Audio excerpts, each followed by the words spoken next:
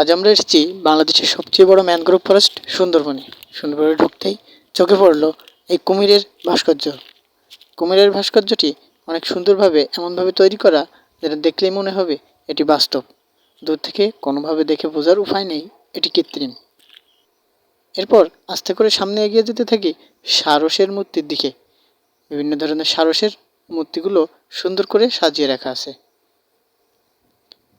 সামনে আরেকটু আগাতেই চোখে পড়ে হরিণগুলোতে। হরিণগুলোকে দূর থেকে দেখলেই মনে হয় এরা যেন আসলেই দাঁড়িয়ে আছে।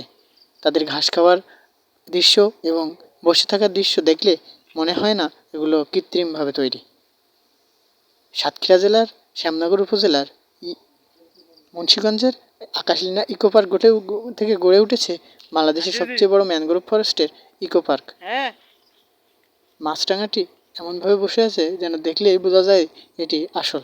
এরপরে আমরা আগাতে থাকি অ্যাকুরিয়ামের সাইটের দিকে।